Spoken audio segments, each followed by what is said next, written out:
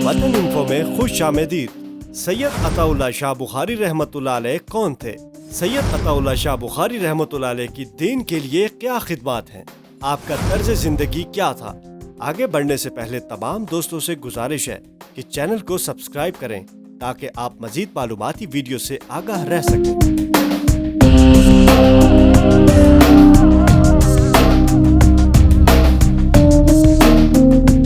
नाज़रीन, हज़रत अमीर शरीयत मौलाना सैयद अताउल्लाह शाह बुखारी रहमतुल्लाह अलैह की अनमोल यादों के तज़किरे जिस तरह अहले इस्लाम के दिलों में ताज़ा हैं, महसूस होता है कि शाह साहब अभी भी हम में मौजूद हैं। हालांकि उन्हें इस आलमे इस्लाम से रुखसत हुए निस्फ सदी से जायद अरसा बीत चुका है, मगर उनकी यादों की खुशबू आज भी सरो समन की वुसअतों से दारो रसन की हदों तक फैली हुई है। सैयद अताउल्लाह शाह बुखारी 23 सितंबर 1892 में सूबा बिहार इंडिया के इलाके पटना में पैदा हुए। खानदानी नजीबुज़्ज़रफ़ी उनका मुक़द्दर बनी। अवाइल उम्री ही में उर्दू ज़बान व बयान के रमूज से बहरावर हुए। इल्म की प्यास पटना से अमृतसर के मर्दम खेज खित्ते में ले आई। तालीम को पहुँचा ही चाहती थी कि हिंदुस्तान में तहरीक खिलाफत का आगाज हो गया। अमृतसर उन दिनों सियासत का मरकज था। शाह साहब भी सियासत की तपिश से महफूज न रह सके। तालीम का सिलसिला मौकूफ किया और मुसलमानों पर जुल्म व ज़ियादती के खिलाफ उठ खड़े हुए। शोलाबार खिताबत का मलका कुदरत ने वाफिर मिकदार में मुहैया कर रखा था, बस उसे आग दिखाने की देर थी। खिलाफत उस्मानिया के नहीफ व नज़ार वजूद को अंग्रेजों ने रोन डाला तो सैयद अताउल्लाह शाह बुखारी बर्रे सगीर के चप्पे चप्पे में पहुँचे और उन्होंने अपनी आतिशी तकरीरों से फिरंगी सरकार के खिलाफ अवामुन नास के दिलों में बगावत के शोले भड़का दिए। इसी तहरीक खिलाफत ही में वो पहली मरतबा ऐन आलमे शबाब में जेल की आजमाइशों में डाले गए और कैदोबंद का ये सिलसिला ऐसा मजबूत हुआ कि फिर उनकी सारी जिंदगी रेल और जेल से इबारत हो गई। 1929 में अपने साथियों मौलाना जफर अली खान, चौधरी अफजल हक, शेख हसामुद्दीन, मौलाना हबीबुर रहमान लुधियानवी, मास्टर ताजुद्दीन अंसारी और मौलाना मजहर के साथ मिलकर बड़े सगीर की मकबूल जमात मजलिस-ए एहरार इस्लाम की बुनियाद रखी। 1930 में जब उनकी उम्र महज 38 बरस थी, अपने वक्त की अजीम दीनी शख्सियत अल्लामा सैयद अनवर शाह काश्मीरी की तजवीज पर 500 जैद उलमाए कराम और मशाइख ने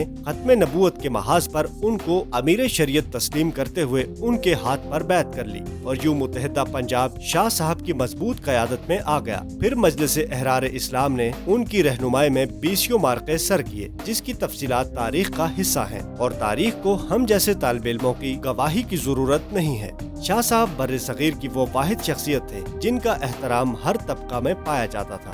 वो जहाँ हजरत पीर सैयद मेहर अली शाह गोलड़वी, हकीम अल उम्मत मौलाना अशरफ अली थानवी और कुतुबुल इख्ताब हजरत शाह अब्दुल कादिर रायपुरी की मोहब्बतों का मरकज थे, वहीं वो शेखुल इस्लाम मौलाना सैयद हसन अहमद मदनी और मुफ्ती आजम मौलाना मुफ्ती किफायतुल्लाह दहलवी की आंखों की ठंडक भी थे। शाह साहब यकसा तौर पर मौलाना अबुल कलाम आजाद, अल्लामा मोहम्मद इकबाल और मौलाना मोहम्मद अली जौहर की इनायात और उनकी सोहबतों से फैज़याब हुए।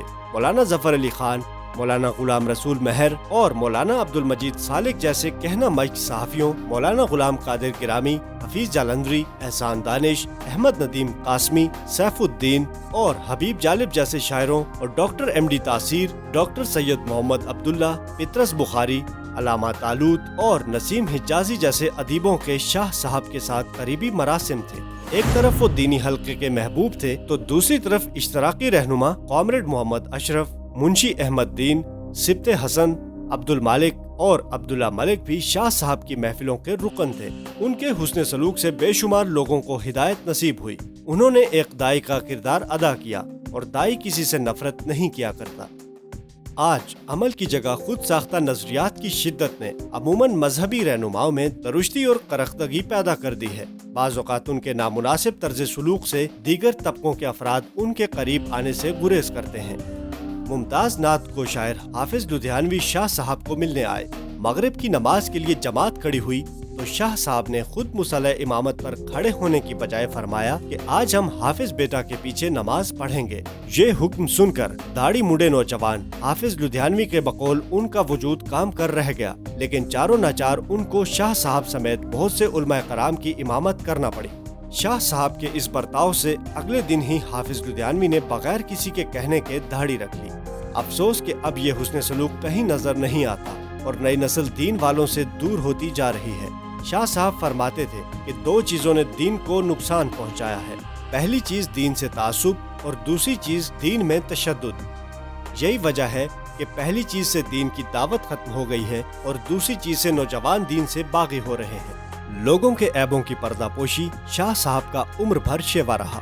वो खूबियों पर निगाह रखते और कमजोरियों से दरगुजर फरमाते थे। एक मर्तबा रिंद मुशर्रफ शायर अब्दुल हमीद अदम शाह साहब की खिदमत में हाजिर हुए। अदम नशे में थे। शाह साहब ने ताड़ लिया, मगर अपने रवैये से महसूस तक न होने दिया कि उन्हें अदम के मदहोश होने का पता चल चुका है। चाय बनाकर पिलाई और फिर अदम की झूठी प्याली में चाय डालकर खुद नोश फरमा ली।